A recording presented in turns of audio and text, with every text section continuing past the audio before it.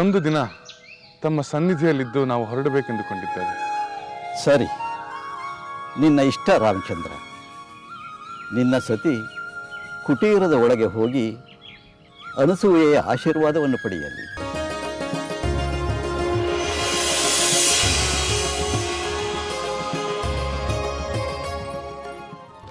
ಸೀತೆ, ಇದೇನಿದು? ನಾವು ಅರಮನೆಯಲ್ಲಿರುವೆವೋ ಅಥವಾ ಮಹರ್ಷಿಗಳ ಕುಟೀರದಲ್ಲಿರುವೆವೋ? ಸ್ವಾಮಿ, ಮಾತೆ ಅನುಸ್ಯಾದೇವಿಯವರು ಇವನ್ನು ಕೊಟ್ಟು ತೊಟ್ಟುಕೊಳ್ಳುವಂತೆ ಹೇಳಿದರು.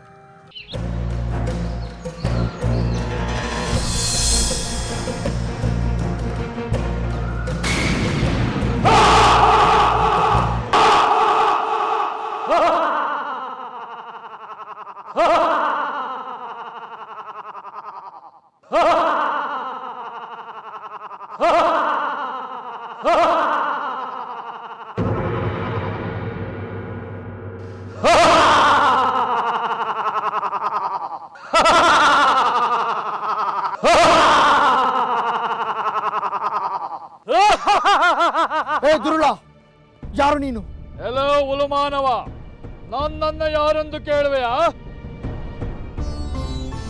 ಕಟ್ಟಿದ್ದು ಜಟೆ, ಹೊಟ್ಟಿದ್ದು ನಾರುಮಡಿ, ವೇಷ ತಪಸ್ಸುಗಳಂತೆ, ಕೈಯಲ್ಲಿ ಬೆಲ್ಲು ಬಾಣ, ಒಂದಕ್ಕೊಂದು ಸಂಬಂಧವಿಲ್ಲದ ವಿಚಿತ್ರ.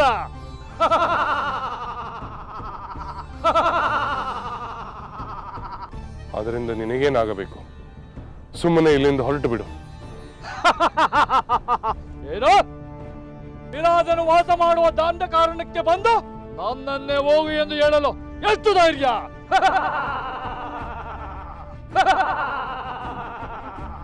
ಕೆಲವು ರಾಕ್ಷಸ, ಸಾಕು, ನಿಲ್ಲಿಸು ನಿನ್ನ ವಿಕಾರವಾದ ನಗುವನ್ನು.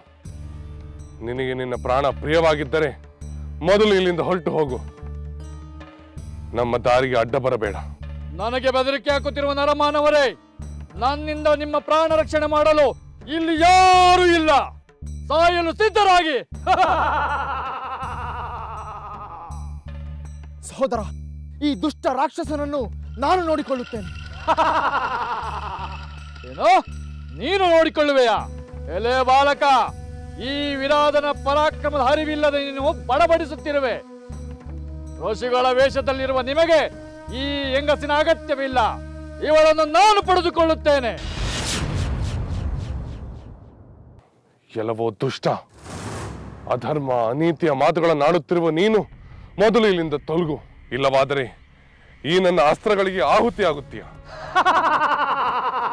ಹುಲ್ಲು ಕಡ್ಡಿಗೆ ಸಮನಾದ ನಿನ್ನ ಬಾಣಗಳು ನನ್ನನ್ನೇನು ಮಾಡಬಲ್ಲವು? ವೃತ ಮಿತಿ ಮೀರಿ ಮಾತನಾಡಿ ನಿನ್ನ ಪ್ರಾಣಕ್ಕೆ ಎರವಾಗಬೇಡ. ಎಲ್ಲವೋ ಉದ್ದಟ, ಈ ರಾಕ್ಷಸ ವಿರಾಧನ ಹೆಸರು ಕೇಳಿದ ಮೇಲೂ ನಿನಗೆ ಭಯವಾಗುತ್ತಿಲ್ಲವೇ? ಭಯ? ವಿರಾಧ, ನೀನೊಬ್ಬ ಅನಾಗರಿಕ ರಾಕ್ಷಸ, ಕ್ರೂರ ಮೃಗಗಳಿಗಿಂತಲೂ ಕ್ರೂರಿ. ಕ್ರೂರಿಗಳನ್ನು ಕತ್ತರಿಸಿ ಭೂಭಾರ ಇಳಿಸುವುದೇ ಕ್ಷತ್ರಿಯನ ಧರ್ಮ. ಅಮಾಯಕ, ಅಮಾಯಕ. ಈ ಅರಣ್ಯದಲ್ಲಿ ಸಿಕ್ಕ ಋಷಿಗಳನ್ನು ಭಕ್ಷಿಸುತ್ತಾ ಸ್ವೇಚ್ಛೆಯಿಂದ ಸಂಚರಿಸಿರುವ ನನಗೆ ನಿನ್ನಂತ ಕ್ರಿಮಿಗಳಿಂದ ಏನು ಮಾಡಲು ಸಾಧ್ಯ? ನನಗೆ ಬೇಕಾದುದನ್ನು ನಾನು ಪಡೆದುಕೊಳ್ಳುತ್ತೇನೆ. ಈ ಸುಂದರಿ ನನಗೆ ಬೇಕು. ನಾನು ಪಡೆಯುತ್ತೇನೆ. ಅದಕ್ಕೆ ಮೊದಲು ನಿಮ್ಮಿಬ್ಬರ ಮಾರಣ ಹೋಮ, ನನಗೆ ಭಾರೀ ಭೋಜನ.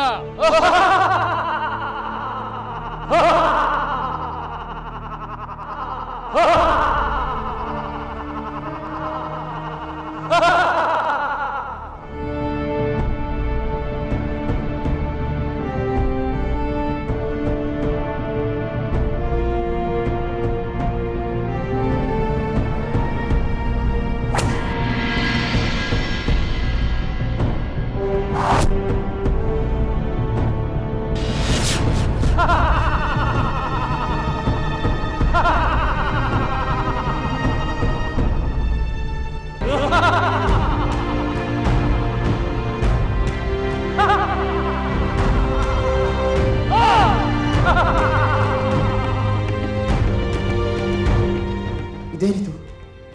ಎಂದು ವಿಫಲವಾಗದ ರಾಮನ ಬಾಣಗಳು ಈ ರಕ್ಕಸನ ದೇಹವನ್ನು ಏಕೆ ಛೇದಿಸುತ್ತಿಲ್ಲ?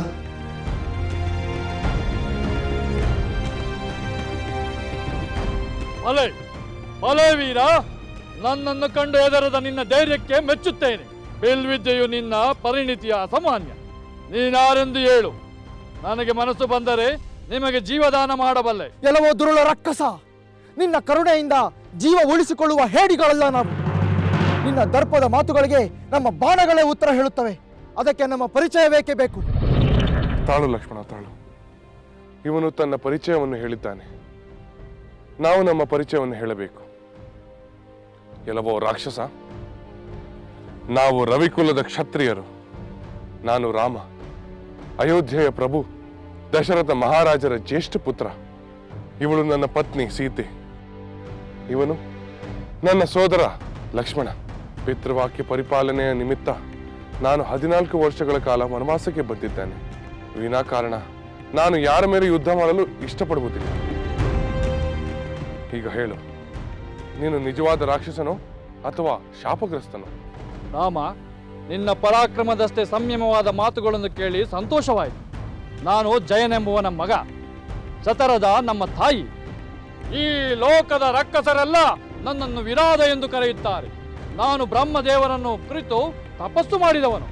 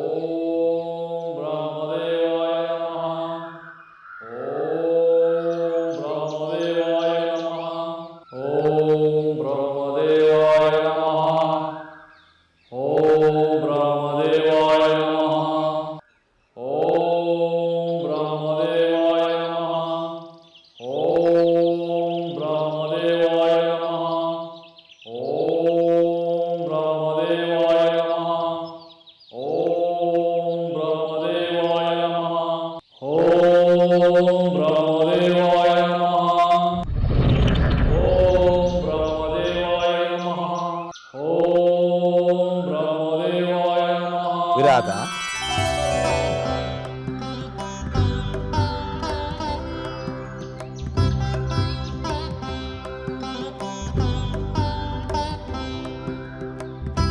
ಬ್ರಹ್ಮದೇವ, ಬ್ರಹ್ಮದೇವ, ನಮೋ ನಮಃ, ನಮೋ ನಮಃ.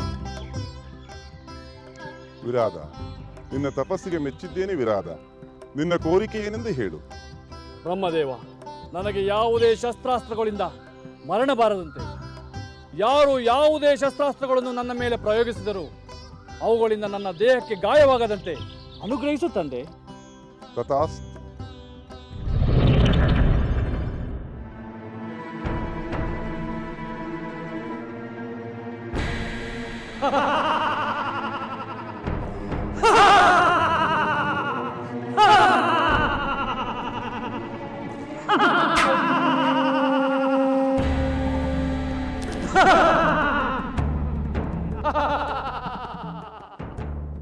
ರಾಮ, ಈಗ ಅರ್ಥವಾಯಿತೆ.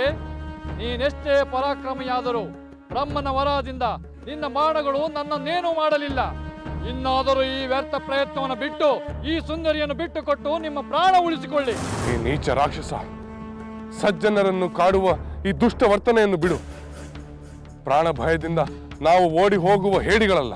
ಬ್ರಹ್ಮನ ವರದಿಂದ ನೀನು ಪ್ರಯೋಗಿಸುತ್ತಿರುವ ಬಾಣಗಳು ನನ್ನನ್ನೇನೂ ಮಾಡುವುದಿಲ್ಲವೆಂದು ತಿಳಿದು ವ್ರತ ಏಕೆ ಪ್ರಯತ್ನ ಪಡುತ್ತಿರುವೆ? ಈಗಲೂ ಹೇಳುತ್ತೇನೆ, ಈ ಚಲುವೆಯನ್ನು ಬಿಟ್ಟು ಓಡಿ ಹೋಗಿ. ಇಲ್ಲವಾದರೆ ಕ್ಷಣ ಮಾತ್ರದಲ್ಲಿ ನಿಮ್ಮನ್ನು ಸಂಹರಿಸುತ್ತೇನೆ. ಎಲ್ಲವೋ ವಿರಾಧ, ವರಗರ್ವಿತನಾದ ನೀನು ಮೃತ್ಯುವನ್ನು ಹುಡುಕಿಕೊಂಡು ಬಂದಿರುವಂತಿದೆ. ಓಡುವುದು ನಾನಲ್ಲ. ನಿನ್ನ ಪ್ರಾಣ ಉಳಿಯಬೇಕೆಂದರೆ ನಮ್ಮ ತಂಟೆಗೆ ಬಾರದೆ ಓಡಿ ಹೋಗಬೇಕಾದವನು ನೀನು.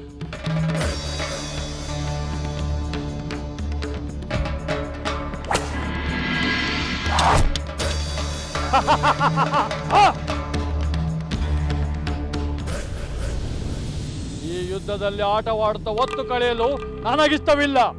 ನಿಮ್ಮಿಬ್ಬರನ್ನು ಎತ್ತುಕೊಂಡು ಹೋಗಿ ದೂರದಲ್ಲಿ ಎಸೆದು ಈ ಸುಂದರಿಯನ್ನು ಪಡೆಯುತ್ತೇನೆ.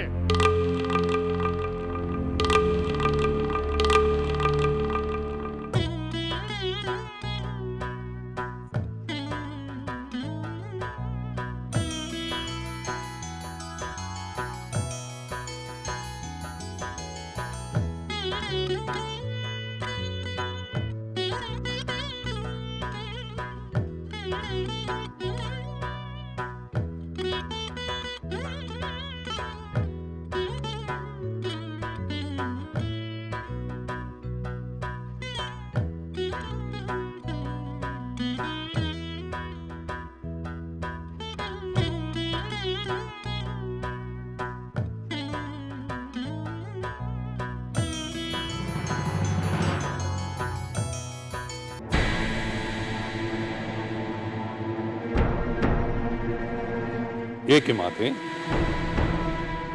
ಏನಾಯಿತು? ನನ್ನ ವೀಣಾವಾದನ ನಿಮಗಿಷ್ಟವಾಗಲಿಲ್ಲವೇ? ಇಷ್ಟವಾಯಿತು ಕಂದ, ಬಹಳ ಇಷ್ಟವಾಯಿತು. ಕರ್ಣಾನಂದಕರವಾದ ನಿನ್ನ ವೀಣಾವಾದನವನ್ನು ಕೇಳುತ್ತಿರುವಾಗಲೇ ಮಹತ್ತರ ಕೆಲಸವೊಂದು ನೆನಪಾಯಿತು. ಅದಕ್ಕಾಗಿ ಹೊರಟೆ. ಮಾತೆ, ನಿಮ್ಮ ಪ್ರೀತಿಯ ಪುತ್ರನ ವೀಣಾವಾದನವನ್ನು ಕೇಳುವುದಕ್ಕಿಂತ ಮಹತ್ತರವಾದ ಕಾರ್ಯ ಆವುದಿದೆ? ಇಲ್ಲ ಮಾತೆ, ತಾವು ಎಲ್ಲಿಗೂ ಹೋಗಕೂಡದು. ಇಲ್ಲಿಯೇ ಕುಳಿತು ನನ್ನ ವೀಣಾವಾದನವನ್ನು ಆಲಿಸಿ ಆನಂದಿಸಬೇಕು. ಬೇಡ ರಾವಣ, ಬೇರೆ ಯಾವ ಕಾರ್ಯವಾದರೂ ಕಡೆಗಣಿಸಬಹುದಿತ್ತು. ಆದರೆ ಇದು ಹಾಗಲ್ಲ. ನೀನು ಕೈಲಾಸದ ಅಡಿಯಲ್ಲಿ ಸಿಲುಕಿ ನರಳುತ್ತಿರುವಾಗ ನಿನ್ನ ಕ್ಷೇಮಕ್ಕಾಗಿ ಪ್ರತಿನಿತ್ಯ ಮರಳಿನಿಂದ ಲಿಂಗವನ್ನು ಮಾಡಿ ಪೂಜಿಸುವ ವೃತವನ್ನು ಮಾಡುತ್ತಿದ್ದೆ. ಆ ವೃತ ಇನ್ನೂ ಪೂರ್ಣವಾಗಿಲ್ಲ. ಅದಕ್ಕಾಗಿ ಹೋಗುತ್ತಿದ್ದೇನೆ.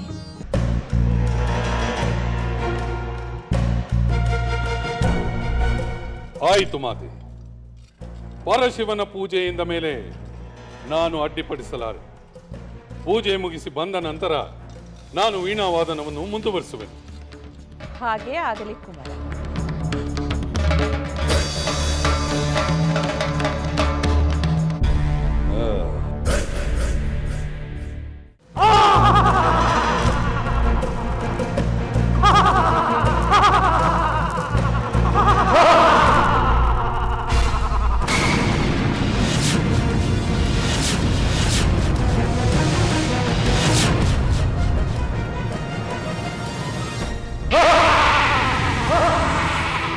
ಸ್ವಾಮಿ, ಸ್ವಾಮಿ!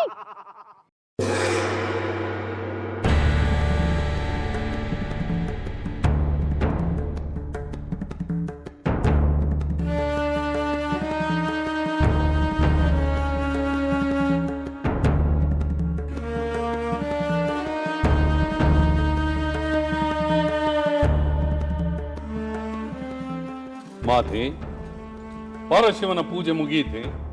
ಮತ್ತೆ ನನ್ನ ವೀಣಾವಾದನವನ್ನು ಪ್ರಾರಂಭಿಸಲೇ? ಬೇಡ ದಶಕಂಠ, ಬೇಡ. ಈಗ ಯಾವ ನಾದ ವಿನೋದಗಳು ನನ್ನ ಚಿಂತೆಯನ್ನು ದೂರ ಮಾಡಲಾರವು. ಚಿಂತೆ? ಮಾತೆ, ತಮಗೇನು ಚಿಂತೆ? ಸಕಲ ಚಿಂತೆಗಳನ್ನು ದೂರ ಮಾಡಬಲ್ಲ ಚಿಂತಾಮಣಿಯಾದ ಪರಶಿವನ ಪೂಜೆಯನ್ನು ಮುಗಿಸಿದ ಮೇಲೆಯೂ ಚಿಂತೆಯೇ? ಹೇಳಿ ಮಾತೆ, ಯಾವ ಚಿಂತೆ ನಿಮ್ಮನ್ನು ಕಾಡುತ್ತಿದೆ? ನನಗೆ ಪರಶಿವನ ಪೂಜೆ ಮಾಡಲು ಆಗಲಿಲ್ಲವಲ್ಲ ಎನ್ನುವುದೇ ಚಿಂತೆ. ಪೂಜೆ ಮಾಡಲಾಗಲಿಲ್ಲವೇ? ಏಕೆ ಮಾತೆ?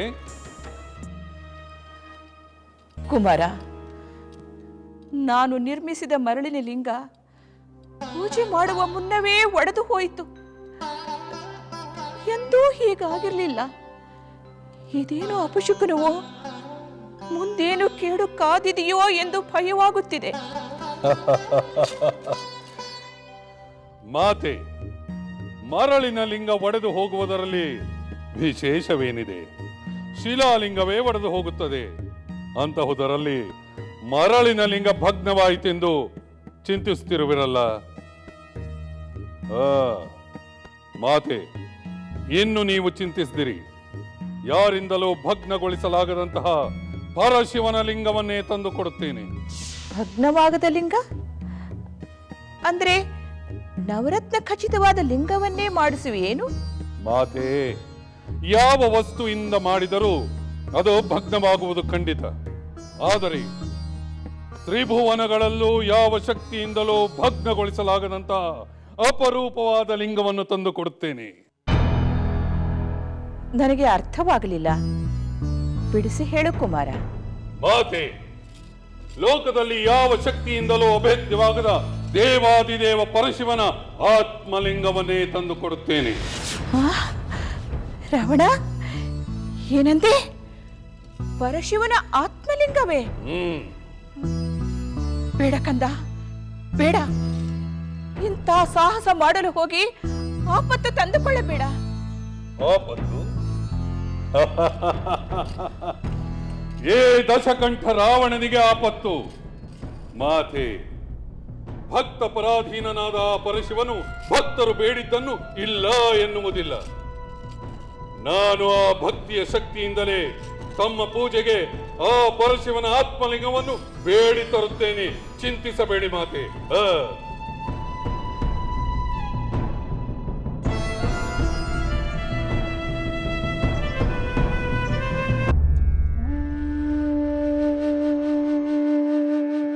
ಅಯ್ಯೋ, ಇದೆಂತ ದುರ್ಗತಿ ಪ್ರಾಪ್ತವಾಯಿತು. ಶಿವಧನಸ್ಸನ್ನೇ ಮುರಿದ ಮಹಿಮಾವಂತನಾದ ನನ್ನ ಪತಿ ಶ್ರೀರಾಮನನ್ನು, ಮಹಾಪರಾಕ್ರಮಿಯಾದ ಲಕ್ಷ್ಮಣನನ್ನು ನನ್ನ ಕಣ್ಣೆದುರಿಗೆ ಹೊತ್ತುಕೊಂಡು ಹೋದನಲ್ಲ. ಇನ್ನೇನು ಗತಿ?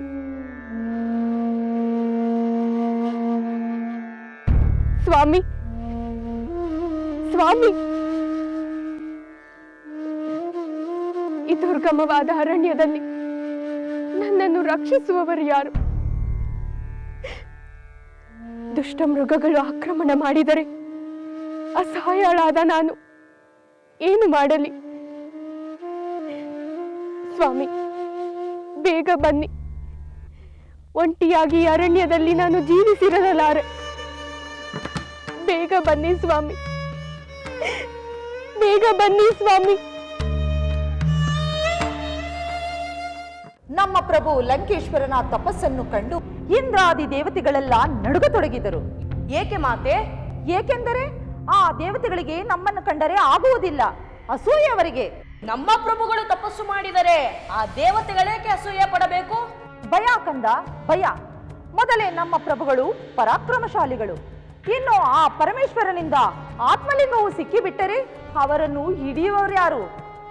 ತಮ್ಮ ಇರಿಮೆಯಲ್ಲಿ ಕಡಿಮೆಯಾಗುವುದೆಂದು ಅವರ ತಪಸ್ಸನ್ನು ಭಂಗಗೊಳಿಸಲು ಯೋಚಿಸಿದರು.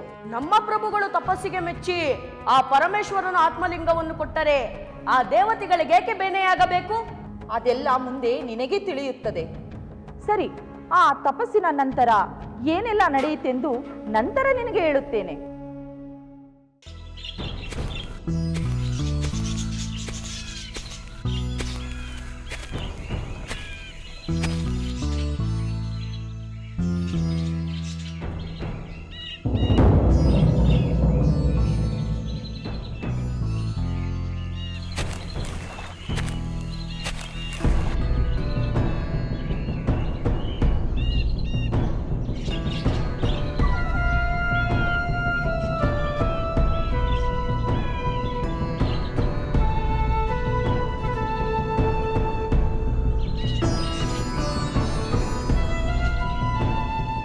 ಪರಮೇಶ್ವರ, ಕರುಣಾಕರ, ಶಂಕರ, ಯಾವುದೋ ದುಷ್ಟ ಶಕ್ತಿಯು ನನ್ನ ಮಾತೆಯು ಪೂಜಿಸುತ್ತಿದ್ದ ಶಿವಲಿಂಗವನ್ನು ಛಿದ್ರಗೊಳಿಸಿತು. 3 ಲೋಕದಲ್ಲಿ ಯಾವ ಶಕ್ತಿಯು ಭಿನ್ನಗೊಳಿಸಲಾಗದಂತಹ ನಿನ್ನ ಆತ್ಮಲಿಂಗವನ್ನೇ ನನ್ನ ಮಾತೆಯ ಪೂಜೆಗೆ ತಂದು ಕೊಡುತ್ತೇನೆಂದು ಮಾತು ಕೊಟ್ಟಿದ್ದೇನೆ. ಆ ನನ್ನ ಬಯಕೆ ಈಡೇರುವವರೆಗೂ ನಾನು ನಿನ್ನನ್ನು ಕುರಿತು ತಪೋನಿರತನಾಗುತ್ತೇನೆ. ದೇವ, ದಾನವ, ಯಕ್ಷ, ಗಂಧರ್ವ, ಕಿನ್ನರ, ಕಿಂಪುರುಷಾದಿಗಳಿಂದ ನನ್ನ ತಪಸ್ಸಿಗೆ ಭಂಗವಾಗದಂತೆ ಅನುಗ್ರಹಿಸು ದೇವ.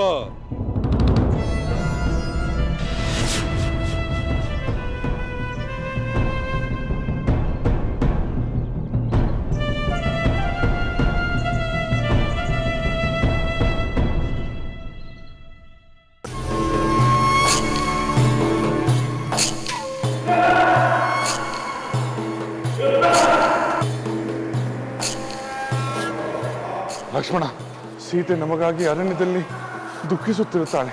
ಹೌದು ಸಹೋದರ, ನಮ್ಮನ್ನು ಕಾಣದೆ ಅತ್ತಿಗೆ ಆತಂಕಗೊಂಡಿರುತ್ತಾರೆ. ಈ ರಾಕ್ಷಸನ ಸೊಕ್ಕಳಗಿಸಲು ಏನಾದರೂ ಮಾಡಲೇಬೇಕು.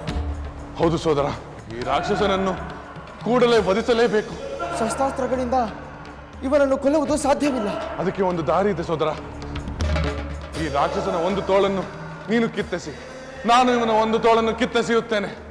ನಂತರ ಈ ದುಷ್ಟನನ್ನು ನೆಲದಲ್ಲಿ ಹೂತು ಬಿಡೋಣ. ಸಹೋದರ, ಇದು ಒಳ್ಳೆಯ ಉಪಾಯ.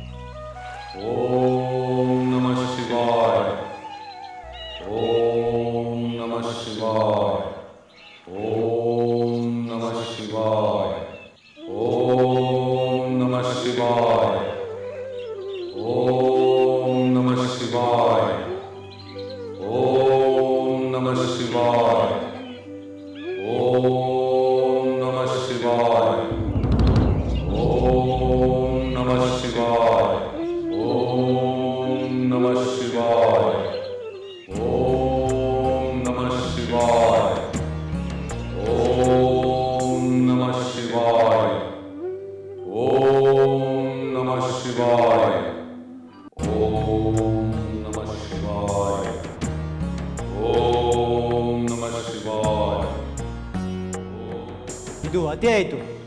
ಬರೀ ಅತಿಯಲ್ಲ, ಮಿತಿ ಮೀರಿದ ಅತಿ. ಬೇಡುವುದಕ್ಕೆ ಅಳತೆ ಇಲ್ಲವೇನು? ತಾನೇನು ತನ್ನ ಸ್ಥಾನಮಾನವೇನೆಂದು ಅರಿತುಕೊಂಡು ತಾನೇ ಬೇಳಬೇಕು. ಮಹಾದೇವನೆಂದರೇನು? ಅವನ ಆತ್ಮಲಿಂಗವನ್ನು ಪಡೆಯುವುದು ಎಂದರೇನು? ತಪಸ್ಸಿನಿಂದ ಮೆಚ್ಚಿಸಿ ಅಸ್ತ್ರಶಸ್ತ್ರಗಳನ್ನು ಹಾಗೂ ಅಜಯತ್ವವನ್ನು ಪಡೆಯಬಹುದು. ಆದರೆ ಆತ್ಮಲಿಂಗವನ್ನೇ ಕೇಳಿದರೆ ಕೊಡಲು ಸಾಧ್ಯವೇ? ಆತ್ಮಲಿಂಗವನ್ನು ನೀಡುವುದೆಂದರೆ ಪರಮೇಶ್ವರ ತನ್ನ ಪರಮಶಕ್ತಿಯನ್ನೇ ನೀಡಿದಂತೆ. ಹಾಗೇನಾದರೂ ಆದರೆ ಪರಮೇಶ್ವರನ ಆತ್ಮಲಿಂಗ ಲಂಕೆಯಲ್ಲಿ ಪ್ರತಿಷ್ಠಾಪನೆಗೊಳ್ಳುತ್ತದೆ. ಅದೇ ಕೈಲಾಸವಾದರೆ ಇನ್ನು ಈ ಕೈಲಾಸದ ಗತಿ ಏನು? ಕೂಡದು, ಹಾಗಾಗಬಾರದು. ಹಾಗಾಗದಂತೆ ಏನಾದರೂ ಮಾಡಲೇಬೇಕು. ಹೌದು. ಓಂ ನಮಃ ಶಿವಾಯ. ಓಂ ನಮಃ ಶಿವಾಯ. ಓಂ ನಮಃ ಶಿವಾಯ. ಓಂ ನಮಃ ಶಿವಾಯ.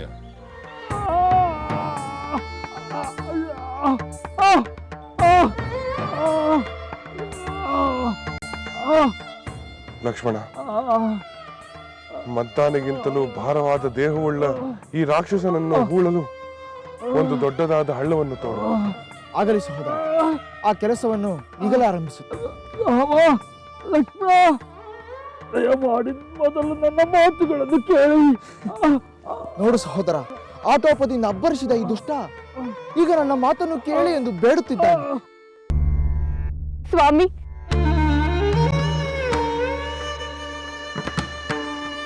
ಸ್ವಾಮಿ,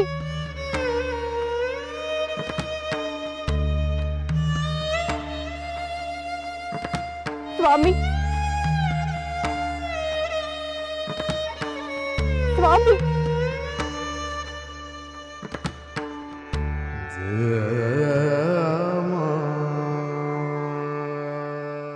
ಸ್ವಾಮಿ, ಆ ದುಷ್ಟ ರಾಕ್ಷಸ ಆಕಾಶ ಮಾರ್ಗವಾಗಿ ನಿಮ್ಮನ್ನು ಎಲ್ಲಿಗೆ ಎತ್ತಿಕೊಂಡು ಹೋದ? ನೀವು ಕ್ಷೇಮವಾಗಿ ಇರುವಿರಲ್ಲ.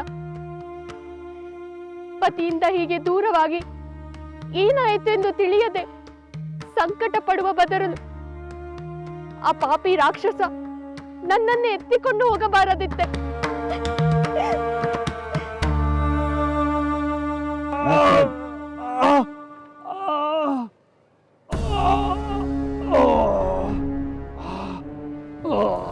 ಸಹೋದರ, ಈ ಹಳ್ಳದಲ್ಲಿ ತಳ್ಳಿ ಈ ದುಷ್ಟ ರಾಕ್ಷಸನ ಅಟ್ಟಹಾಸಕ್ಕೆ ಅಂತ್ಯ ಹಾಡೋಣ.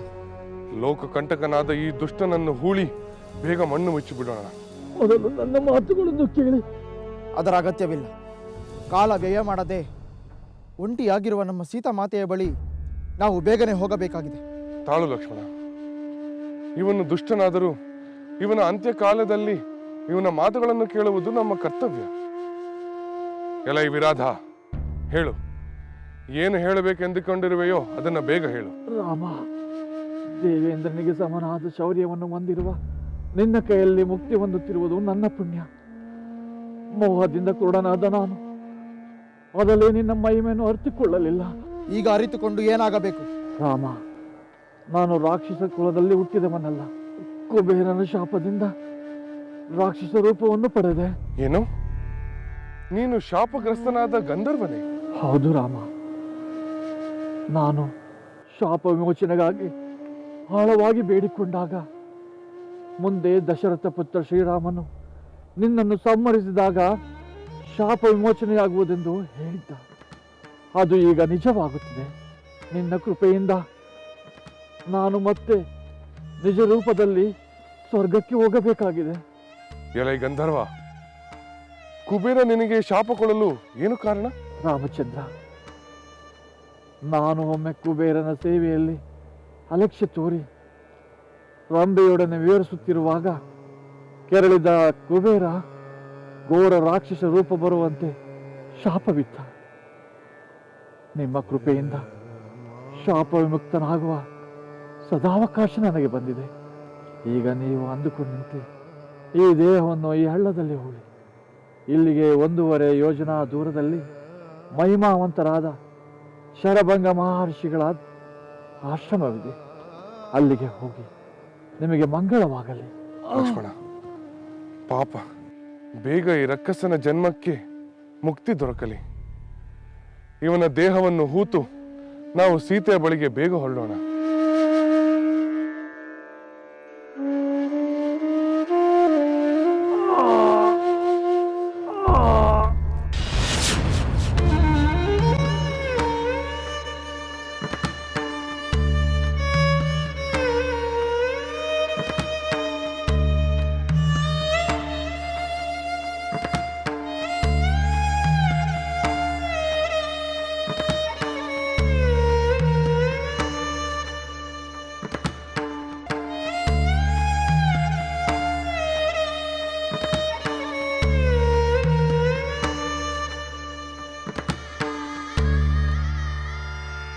ಸ್ವಾಮಿ, ನನ್ನ ಮೊರೆ ಕೇಳುತ್ತಿಲ್ಲವೇ?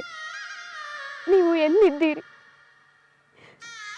ಈ ಅರಣ್ಯದ ಮೃಗಗಳಿಗೆ ನಾನು ಬಲಿಯಾಗುವ ಮೊದಲು ಬನ್ನಿ ಸ್ವಾಮಿ. ದೇವರೇ, ನನ್ನ ಮೊರೆ ಕೇಳದೆ ರಾಮ ಲಕ್ಷ್ಮಣರು ಕ್ಷೇಮವಾಗಿ ಹಿಂದಿರುಗುವಂತೆ ಮಾಡು ತಂದೆ.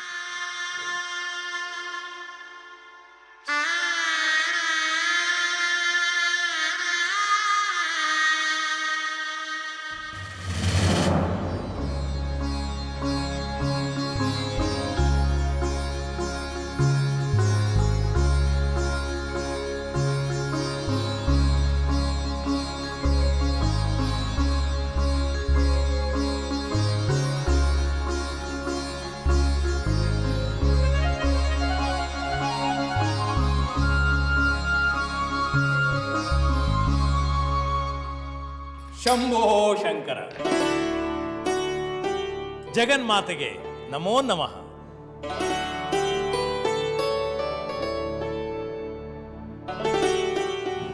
ಬಾ ನಾರದ, ಯಾವ ಲೋಕದಿಂದ ಬರುತ್ತಿರುವೆ? ಯಾವ ವಿಷಯವನ್ನು ತಂದಿರುವೆ? ಜಗನ್ಮಾತೆಗೆ ತಿಳಿಯದ ವಿಷಯವೇನಿದೆ? ಲೋಕಮಾತೆಗೆ ತಿಳಿಯದ ವಿಷಯವೇನಿದೆ? ಆದರೂ ನನ್ನಿಂದಲೇ ಹೇಳಿಸಬೇಕೆಂಬ ಬಯಕೆ ಏಕೆ ಮಾತೆ? ತ್ರಿಲೋಕ ಸಂಚಾರಿಯಾದ ನಾನು ಎಲ್ಲ ಕಲಹಕ್ಕೂ ನಾನೇ ಮೂಲವೆಂದು ಪರೋಕ್ಷವಾಗಿ ಸೂಚಿಸುತ್ತಿರುವೆಯಾ? ಇಲ್ಲ ನಾರದ, ನಿನ್ನನ್ನು ಕುಹಕದಿಂದ ಅವಹೇಳನ ಮಾಡುವ ಪರೋಕ್ಷ ಪ್ರಯತ್ನವನ್ನು ನಾನು ಮಾಡುವುದಿಲ್ಲ. ಏಕೆಂದರೆ ಹೊಗಳಿಕೆ, ತೆಗಳಿಕೆ, ಕೀರ್ತಿ, ಅಪಕೀರ್ತಿ ಎಲ್ಲ ಭಾವನೆಗಳಿಗೂ ಅತೀತನಾದ ನೀನು ನಿರ್ಮೋಹಿ, ಸ್ಥಿತಪ್ರಜ್ಞ. ಧನ್ಯನಾದೆ ಮಾತೆ, ಧನ್ಯನಾದೆ. ನಿನ್ನ ಬಾಯಿಂದ ನನ್ನ ಪ್ರಶಂಸೆ ಕೇಳಿದ ಮೇಲೆ ನನ್ನ ಜನ್ಮ ಸಾರ್ಥಕವಾಯಿತೆಂಬ ಭಾವನೆ ಬರುತ್ತಿದೆ. ನನ್ನ ಎಲ್ಲ ಉದ್ದೇಶವು ಲೋಕ ಕಲ್ಯಾಣ ಎಂಬುದನ್ನು ನೀನು ಅರ್ಥ ಮಾಡಿಕೊಂಡಿರುವೆ ಮಾತೆ. ಈಗಲಾದರೂ ನೀನು ತಂದಿರುವ ವಿಷಯವೇನೆಂದು ಹೇಳು ನಾರದ. ಜಗಜ್ಜನನಿ, ಈ ಕೈಲಾಸಪತಿ ಪರಮೇಶ್ವರನಿಗೆ ಸಂಬಂಧಪಟ್ಟ ವಿಷಯವೆಂದ ಮೇಲೆ ನಿನಗೂ ಸಂಬಂಧಪಡುವ ವಿಷಯವೇ. ಆದರೆ ಅದನ್ನು ಹೇಳಿದ ಮೇಲೆ ನಿನಗೆ ಸಂತೋಷವಾಗುವುದೋ ಬೇಸರವಾಗುವುದೋ ನನಗೆ ತಿಳಿದಿಲ್ಲ. ನಾರದ, ಸಂತೋಷವಾಗಲಿ ಬೇಸರವಾಗಲಿ ನೀನು ಅದನ್ನು ಹೇಳಲೇಬೇಕು, ನಾನು ಕೇಳಲೇಬೇಕು.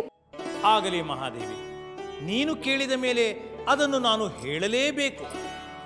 ಲಂಕಾಧೀಶನಾದ ದಶಕಂಠ ನಿನ್ನ ಪತಿಯಿಂದಲೇ ರಾವಣ ಎಂಬ ಅಭಿಧಾನವನ್ನು ಪಡೆದ ಅಸುರವೀರನಿರುವನಲ್ಲ. ನೀನು ಆ ಮದೋನ್ಮತ್ತನ ವಿಷಯವೇ? ಮದೋನ್ಮತ್ತನಾಗಿ ಪರಶಿವನಿಂದಲೇ ಗರ್ವಭಂಗವನ್ನು ಅನುಭವಿಸಿದ.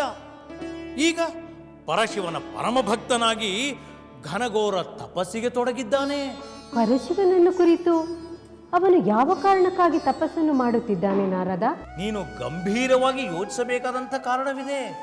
ಅದೇನು ಹೇಳು ನಾರದ.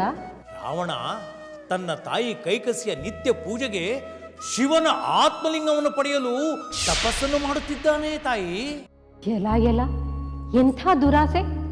ತಾನೇನು ತನ್ನ ಅರ್ಹತೆ ಏನೆಂದು ಯೋಚಿಸದೆ ಆತ್ಮಲಿಂಗವನ್ನು ಕೇಳುವುದೇ? ಪರಮೇಶ್ವರ ಆತ್ಮಲಿಂಗವನ್ನು ಕೊಟ್ಟರೆ ತನ್ನ ತೇಜಸ್ಸನ್ನೇ ನೀಡಿದಂತಾಗುವುದಿಲ್ಲವೇ? ನೀನು ಹೀಗನ್ನುತ್ತಿ. ಭಕ್ತವತ್ಸಲಾದ ಪರಮೇಶ್ವರ ಆತನ ತಪಸ್ಸಿಗೆ ಮೆಚ್ಚಿ ಆತ್ಮಲಿಂಗವನ್ನು ಕೊಟ್ಟೇ ಬಿಟ್ಟರೆ? ಇಲ್ಲ, ಹಾಗಾಗಬಾರದು.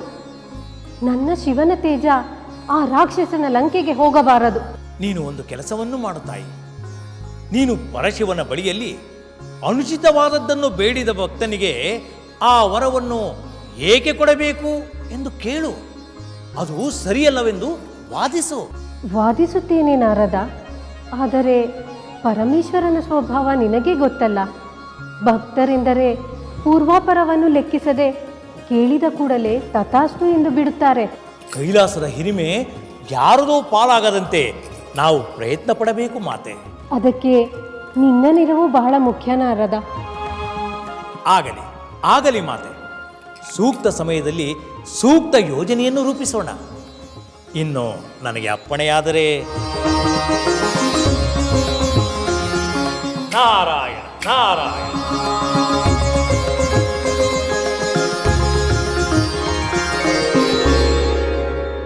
ನೋಡಿದೆಯಾ ಮಗು, ನಮ್ಮ ಪ್ರಭು ರಾವಣೇಶ್ವರನ ತಪಸ್ಸಿಗೆ ಆ ಮಹಾತಾಯಿ ಪಾರ್ವತಿ ದೇವಿಯೇ ಆತಂಕ ಪಡುವಂತಾಯಿತು. ಮಾತೆ, ಹಾಗಾದರೆ ನಮ್ಮ ಪ್ರಭುಗಳಿಗೆ ಪರಮೇಶ್ವರನು ಆತ್ಮಲಿಂಗವನ್ನು ಕೊಡಲಿಲ್ಲವೇ? ಅದು ಹೇಗೆ ಸಾಧ್ಯ ಮಗು? ಭಕ್ತ ಏನೇ ಕೇಳಿದರೂ ಈಡೇರಿಸುವುದಾಗಿ ಪರಮೇಶ್ವರನೇ ಪಾರ್ವತಿ ದೇವಿಗೆ ಹೇಳಿರಲಿಲ್ಲವೇ? ಹಾಗಾದರೆ ನಮ್ಮ ಪ್ರಭುಗಳಿಗೆ ಪರಶಿವನ ಆತ್ಮಲಿಂಗ ದೊರೆಯಿತಲ್ಲವೇ? ಅದು ಅಷ್ಟು ಸುಲಭವಾಗಿ ಸಿಗಲಿಲ್ಲ ಮಗು. ತುಂಬಾ ಕಷ್ಟವಾಯಿತೆ ಮಾತೆ. ಆತ್ಮಲಿಂಗ ಪಡೆಯಬೇಕಾದರೆ ಏನೆಲ್ಲ ಘಟನೆಗಳು ನಡೆದವೆಂದು ನಂತರ ನಿನ್ಗೆ ಹೇಳುತ್ತೇನೆ. ಈಗ ಹೋಗಿ ಆಟವಾಡಿಕೋ. ಹಾಗೆಯೇ ಆಗಲಿ ಮಾತೆ.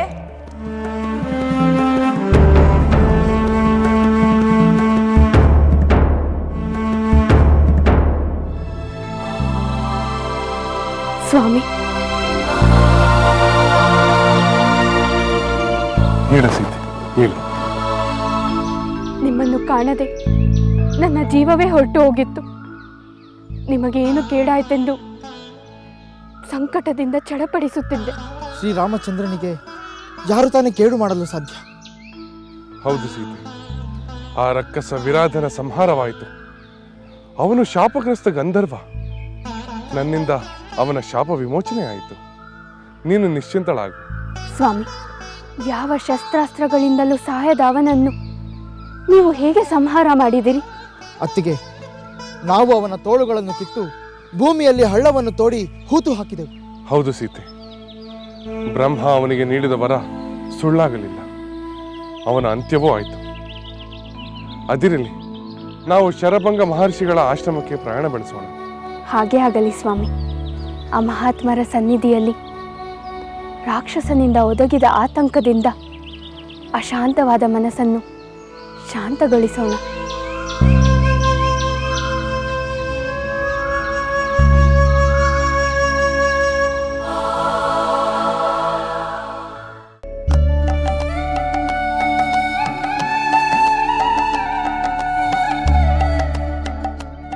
ದೇವ,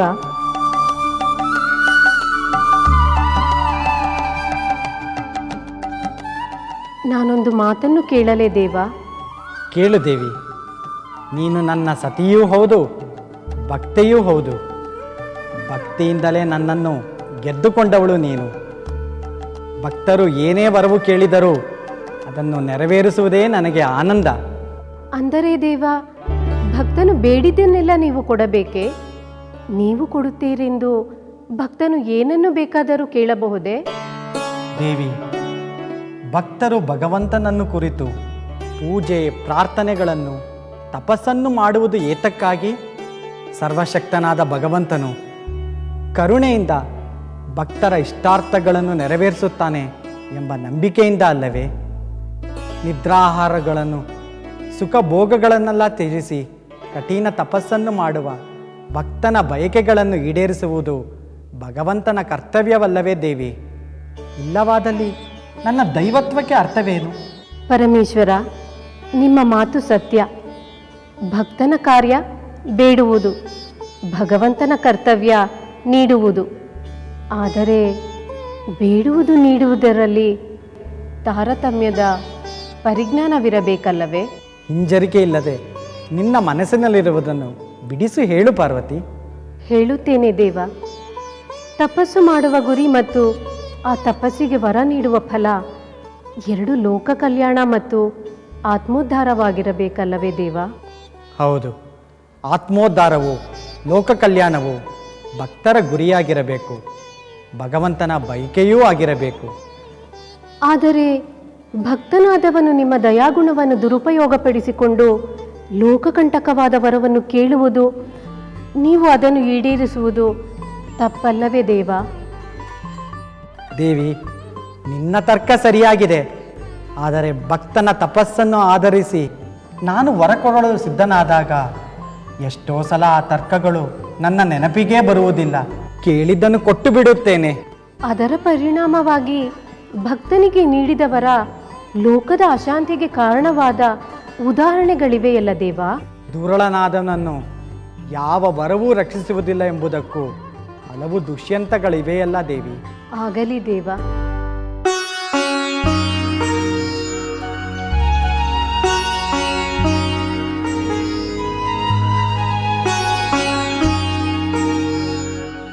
ಸೋದರ, ವಿರಾಧನು ಹೇಳಿದ ಶರಭಂಗರ ಆಶ್ರಮ ಇದೇ ಇರಬಹುದು. ಹೌದು ಸಹೋದರ, ನನಗೂ ಹಾಗೆಯೇ ಅನಿಸುತ್ತಿದೆ.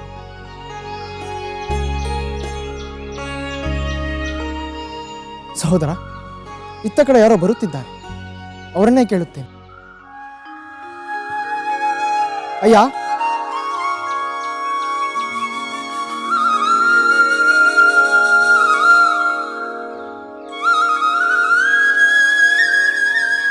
ಇದು ಮಹರ್ಷಿ ಶರಭಂಗರ ಆಶ್ರಮವೇ? ಹೌದು, ನಾನು ಅವರ ಶಿಷ್ಯ. ಪೂಜ್ಯ, ಶರಭಂಗರು ಆಶ್ರಮದಲ್ಲಿರುವರೆ? ಅವರನ್ನು ನಾವು ಕಾಣಬಹುದೇ? ಅಲ್ಲಿ ನೋಡಿ.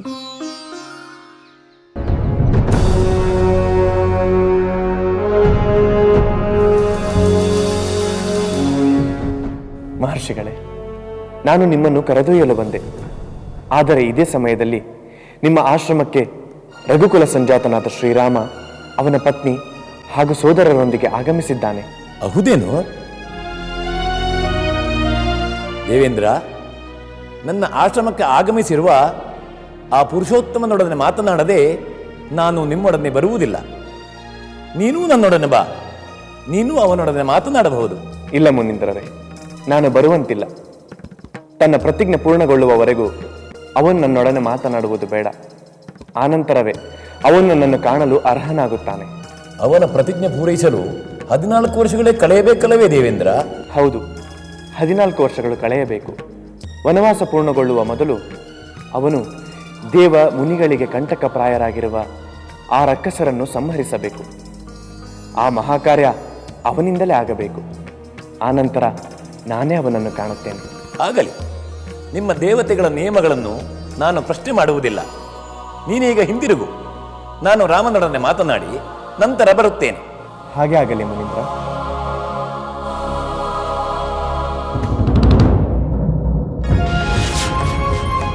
ದಶರಥ ಪುತ್ರ ರಾಮಚಂದ್ರ, ಲಕ್ಷ್ಮಣ, ಜನಕಪುತ್ರಿ ಜಾನಕಿ, ಈ ಶರಭಂಗ ಮುನಿಯ ಆಶ್ರಮಕ್ಕೆ ನಿಮಗೆ ಸ್ವಾಗತ.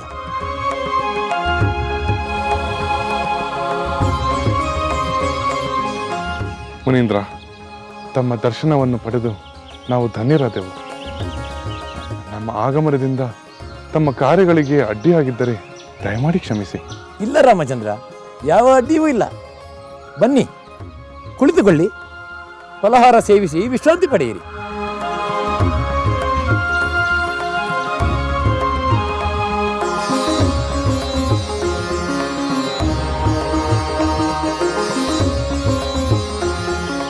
ರಾಮಚಂದ್ರ, ನೀನು ನನ್ನ ಆಶ್ರಮಕ್ಕೆ ಬಂದ ಸುಮುಹೂರ್ತದಲ್ಲಿ ಸ್ವರ್ಗಾಧಿಪತಿ ದೇವೇಂದ್ರ ಬ್ರಹ್ಮಲೋಕಕ್ಕೆ ಕರೆದೊಯ್ಯಲು ಬಂದಿದ್ದ. ಆದರೆ ಅತಿಥಿಯಾಗಿ ನನ್ನ ಆಶ್ರಮಕ್ಕೆ ಬಂದ ನಿನ್ನ ಸಂದರ್ಶನ ಮಾಡದೆ ಬ್ರಹ್ಮಲೋಕಕ್ಕೆ ಹೋಗುವುದು ಬೇಡವೆನಿಸಿತು. ತಾವು ನನ್ನ ಮೇಲೆ ತೋರಿದ ಅನುಗ್ರಹಕ್ಕೆ ನಾನು ಕೃತಜ್ಞನಾಗಿದ್ದೇನೆ ಮುನೀಂದ್ರ. ಪುರುಷೋತ್ತಮ, ಮಹಾತ್ಮನೂ ಸತ್ಯಪ್ರತಿಜ್ಞನೂ ಆದ ನಿನ್ನ ಸಂದರ್ಶನ ನನಗೆ ಬ್ರಹ್ಮಲೋಕಕ್ಕಿಂತಲೂ ಮುಖ್ಯ. ನಾನು ತಪಸ್ಸಿನಿಂದ ಗಳಿಸಬಹುದಾದ ಬ್ರಹ್ಮಲೋಕ ಯಾವಾಗ ಬೇಕಾದರೂ ನನಗೆ ಲಭಿಸಬಹುದು. ಆದರೆ ನಿನ್ನ ಸಂದರ್ಶನ ದುರ್ಲಭ. ರಾಮಚಂದ್ರ, ನೀನು ಇಷ್ಟಪಡುವುದಾದರೆ ನಾನು ಗಳಿಸಿರುವ ಬ್ರಹ್ಮಲೋಕವನ್ನು ನೀನೇ ಸ್ವೀಕರಿಸಬೇಕು. ತಮ್ಮ ಕಾರುಣ್ಯಕ್ಕೆ ನಾನು ವಂದಿಸುತ್ತೇನೆ ಮುನೀಂದ್ರ. ಆದರೆ ಇನ್ನೊಬ್ಬರ ಗಳಿಕೆಯನ್ನು ನನ್ನದೇ ಎಂದು ನಾನು ಸ್ವೀಕರಿಸಲಾರೆ. ಅವನ್ನೆಲ್ಲ ನಾನು ನನ್ನ ಸ್ವಪ್ರಯತ್ನದಿಂದಲೇ ಗಳಿಸಿಕೊಳ್ಳುತ್ತೇನೆ. ನಿನ್ನ ಗುಣಕ್ಕೆ ತಕ್ಕ ಮಾತನ್ನೇ ನೀನು ಆಡಿರುವೆ ರಾಮಚಂದ್ರ. ನಿನಗೆ ಏನಾದರೂ ಸಹಾಯ ಬೇಕಾಗಿದ್ದರೆ ಹಿಂದಿರಿಯದೆ ಕೇಳು. ಈ ಅರಣ್ಯದಲ್ಲಿ ನಾವು ಸುರಕ್ಷಿತವಾಗಿ ವಾಸಿಸಲು ಯಾವುದಾದ್ರೂ ಪ್ರಶಸ್ತವಾದ ಸ್ಥಳವಿದ್ದರೆ ದಯಮಾಡಿ ತಿಳಿಸಿ. ಆಗಬಹುದು ರಾಮಚಂದ್ರ, ಅಗತ್ಯವಾಗಿ ತೋರಿಸಿಕೊಡುತ್ತೇನೆ. ತೆಗೆದುಕೊಳ್ಳಿ, ಫಲಹಾರ ಸೇವಿಸಿ ವಿಶ್ರಾಂತಿ ಪಡೆದುಕೊಳ್ಳಿ. ರಾಮಚಂದ್ರ, ನಾನು ನಿಮ್ಮ ಸಮ್ಮುಖದಲ್ಲಿಯೇ ದೇಹತ್ಯಾಗ ಮಾಡುತ್ತೇನೆ. ಅಲ್ಲಿವರೆಗೆ ನೀವು ಇಲ್ಲಿಯೇ ಇರಬೇಕು. ತಮ್ಮ ಇಚ್ಛೆಯಂತೆಯೇ ಆಗಲಿ ಮುನೀಂದ್ರ.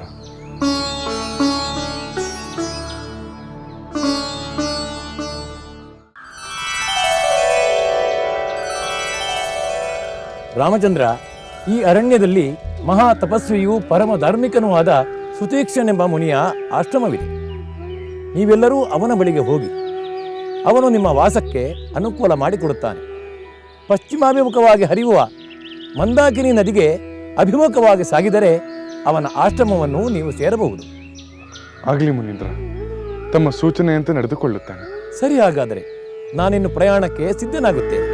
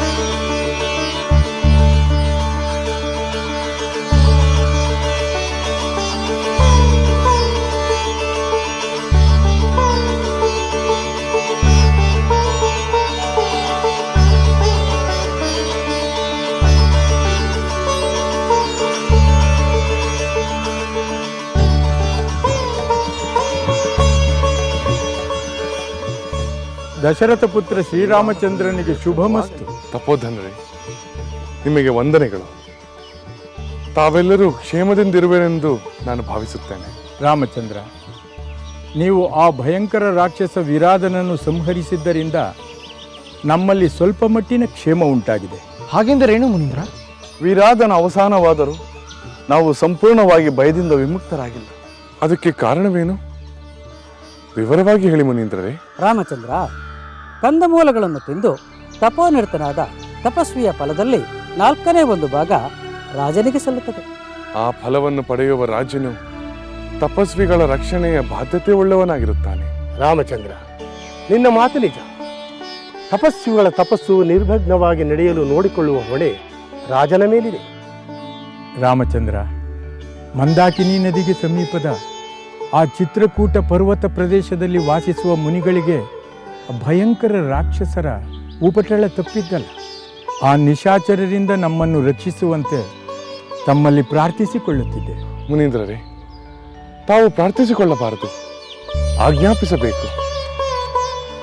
ನಾನು ಸ್ವಕಾರ್ಯಕ್ಕಾಗಿ ಈ ಅರಣ್ಯ ಪ್ರದೇಶಕ್ಕೆ ಬಂದೆ. ಆದರೆ ಈಗ ರಾಕ್ಷಸರನ್ನು ಸಂಹರಿಸಲು ನನ್ನ ತಂದೆಯ ಆಜ್ಞೆಯನ್ನು ಹೊತ್ತು ಬಂದಿರುವೆನೆಂದು ಭಾವಿಸುತ್ತೇನೆ. ನಿಮ್ಮ ಸೇವೆಯಿಂದ ನಮ್ಮ ವನವಾಸವು ಫಲದಾಯಕವಾಗುತ್ತದೆ. ನಿನ್ನ ಆಶ್ವಾಸನೆಯಿಂದ ನಮಗೆಲ್ಲ ಸಮಾಧಾನವಾಗಿದೆ ರಾಮಚಂದ್ರ. ನೀವು ನಿಶ್ಚಿಂತರಾಗಿರಿ. ರಾಮ ಲಕ್ಷ್ಮಣರು ಧನುರ್ಧಾರಿಗಳಾಗಿ ನಿಂತರೆ ಯಾವ ರಾಕ್ಷಸ ತಾನೇ ಏನು ಮಾಡಬಲ್ಲ. ನಮಗೆಲ್ಲ ನಿಮ್ಮ ಭೇಟಿಯು ಶುಭಕರವಾಗಿ ಪರಿಣಮಿಸಿತು. ಎಲ್ಲ ಮುನಿಗಳ ಶುಭಾಶೀರ್ವಾದವು ನಿಮ್ಮ ಜೊತೆಯಲ್ಲಿದೆ. ಕೃತಾರ್ಥರಾದೆವು. ಶುಭಮಸ್ತು ರಾಮಚಂದ್ರ.